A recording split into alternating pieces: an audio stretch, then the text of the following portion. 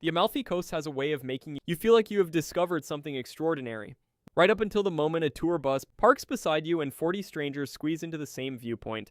Positano is breathtaking, Amalfi Town is historic, Ravello is romantic, but if these are the only stops on your itinerary, you are experiencing a carefully curated version of one of Italy's most dramatic coastlines, and missing the soul of it entirely. The real magic of this stretch of southern Italy lives in the quieter corners, the villages that do not appear on the covers of travel magazines, the staircases that lead somewhere unexpected, and the trattorias where the owner still writes the menu by hand each morning. This is the Amalfi Coast that rewards the curious traveler, the one willing to look just slightly beyond the obvious. Tucked into a narrow gorge between two cliff faces, Furore is sometimes called the town that does not exist, and once you visit, you understand why. Unlike most coastal villages that spill dramatically down toward the water, Furore is split into two distinct parts. The upper village sits quietly inland, a cluster of painted houses and steep lanes where locals go about their days almost entirely undisturbed by tourism. The lower section, known as the Fiordo di Furore, is a tiny fjord-like inlet with a small fishing harbor that feels completely removed from the outside world.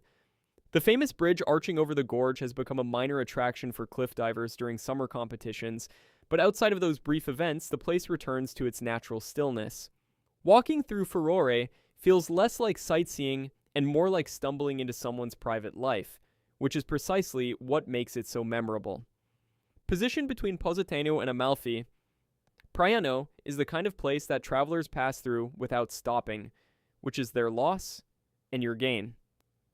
The village stretches along the cliffside in a long, unhurried ribbon of whitewashed buildings, terraced gardens, and small churches.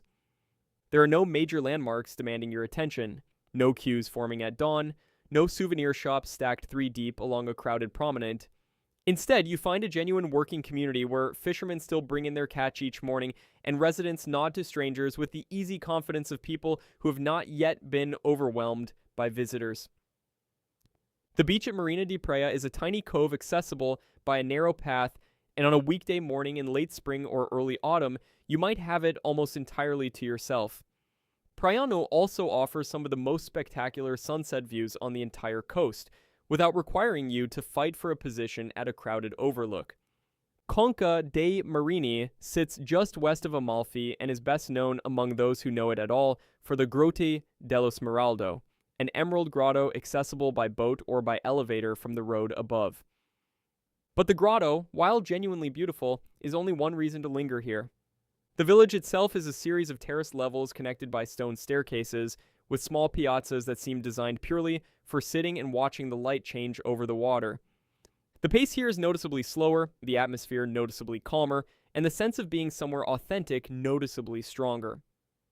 Local bakeries still produce the traditional sfogliatella, conca, a pastry variation unique to this village, and finding a table at a small family-run restaurant here feels like a genuine privilege rather than a transaction. The key to unlocking these hidden corners of the Amalfi Coast is timing and transportation.